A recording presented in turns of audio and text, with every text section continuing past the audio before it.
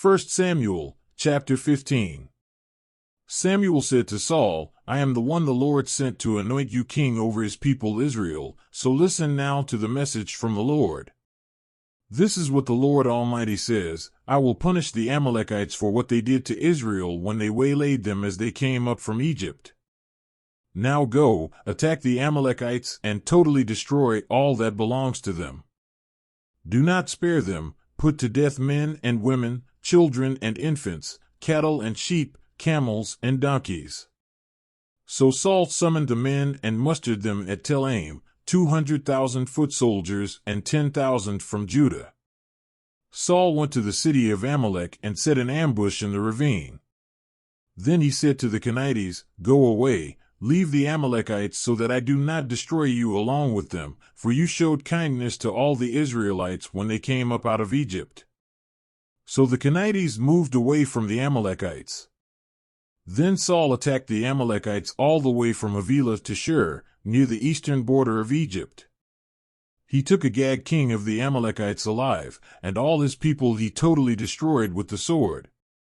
But Saul and the army spared Agag and the best of the sheep and cattle, the fat calves and lambs, everything that was good. These they were unwilling to destroy completely, but everything that was despised and weak they totally destroyed. Then the word of the Lord came to Samuel, I regret that I have made Saul king, because he has turned away from me and has not carried out my instructions. Samuel was angry, and he cried out to the Lord all that night. Early in the morning Samuel got up and went to meet Saul, but he was told, Saul has gone to Carmel. There he has set up a monument in his own honor and has turned and gone on down to Gilgal. When Samuel reached him, Saul said, The Lord bless you. I have carried out the Lord's instructions. But Samuel said, What then is this bleating of sheep in my ears? What is this lowing of cattle that I hear?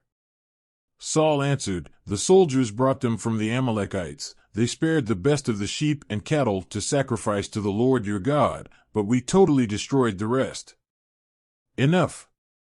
Samuel said to Saul, Let me tell you what the Lord said to me last night.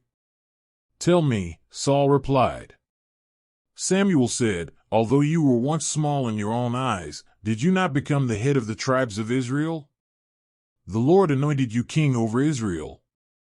And he sent you on a mission, saying, Go and completely destroy those wicked people, the Amalekites, wage war against them until you have wiped them out. Why did you not obey the Lord? Why did you pounce on the plunder and do evil in the eyes of the Lord? But I did obey the Lord, Saul said. I went on the mission the Lord assigned me. I completely destroyed the Amalekites and brought back Agag their king. The soldiers took sheep and cattle from the plunder, the best of what was devoted to God, in order to sacrifice them to the Lord your God at Gilgal. But Samuel replied, Does the Lord delight in burnt offerings and sacrifices, as much as in obeying the Lord? To obey is better than sacrifice, and to heed is better than the fat of rams. For rebellion is like the sin of divination, and arrogance like the evil of idolatry. Because you have rejected the word of the Lord, he has rejected you as king. Then Saul said to Samuel, I have sinned. I violated the Lord's command and your instructions. I was afraid of the men, and so I gave in to them. Now I beg you, forgive my sin and come back with me, so that I may worship the Lord. But Samuel said to him, I will not go back with you. You have rejected the word of the Lord, and the Lord has rejected you as king over Israel. As Samuel turned to leave, Saul caught hold of the hem of his robe, and it tore. Samuel said to him, The Lord has torn the kingdom of Israel from you today, and has given it to one of your neighbors, to one better than you. He who is the glory of Israel does not lie or change his mind, for he is not a human being, that he should change his mind. Saul replied, I have sinned. But please honor me before the elders of my people and before Israel. Come back with me, so that I may worship the Lord your God. So Samuel went back with Saul, and Saul worshipped the Lord. Then Samuel said, "Bring me Agag, king of the Amalekites." Agag came to him in chains. And he thought, "Surely the bitterness of death is past." But Samuel said, "As your sword has made women childless, so will your mother be childless among women." And Samuel put Agag to death before the Lord at Gilgal. Then Samuel left for Ramah, but Saul went up to his home in Gibeah of Saul. Until the day Samuel died, he did not go to see Saul again, though Samuel mourned for him. And the Lord regretted that he had made Saul king over Israel. 1 Samuel, chapter 16. The Lord said to Samuel, "How long will you mourn for Saul, since I have rejected him as king over Israel? Fill your horn with oil and be on your way. I am sending you to Jesse of Bethlehem. I have chosen one of his sons to be king." But Samuel said, "How can I go? If Saul hears about it, he will kill me." The Lord said, "Take a heifer with you and say, 'I have come to sacrifice to the Lord.' Invite Jesse to the sacrifice, and I will show you what to do.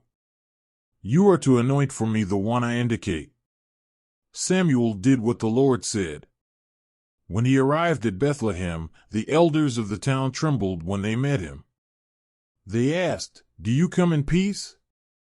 Samuel replied, "Yes, in peace. I have come to sacrifice to the Lord.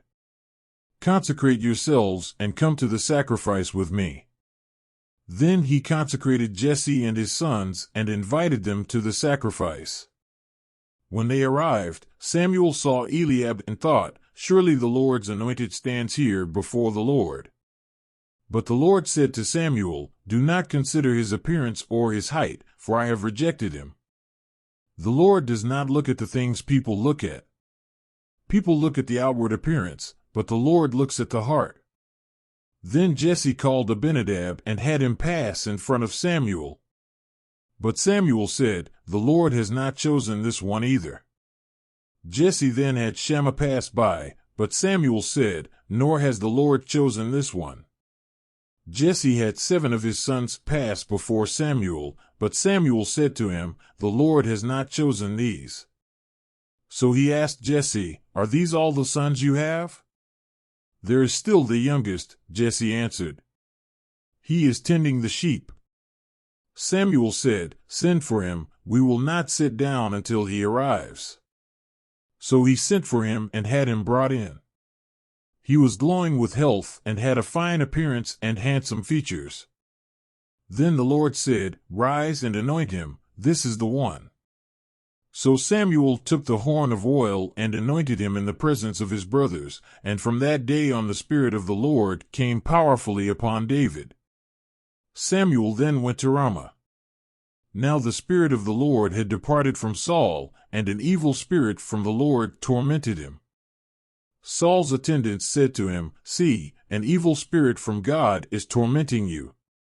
Let our Lord command his servants here to search for someone who can play the lyre.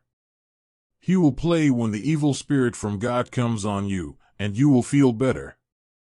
So Saul said to his attendants, "Find someone who plays well and bring him to me." One of the servants answered, "I have seen a son of Jesse of Bethlehem who knows how to play the lyre. He is a brave man and a warrior. He speaks well and is a fine-looking man. And the Lord is with him." Then Saul sent messengers to Jesse and said, "Send me your son David, who is with the sheep." So Jesse took a donkey loaded with bread, a skin of wine, and a young goat, and sent them with his son David to Saul. David came to Saul and entered his service. Saul liked him very much, and David became one of his armor-bearers. Then Saul sent word to Jesse, saying, "Allow David to remain in my service, for I am pleased with him." Whenever the Spirit from God came on Saul, David would take up his lyre and play.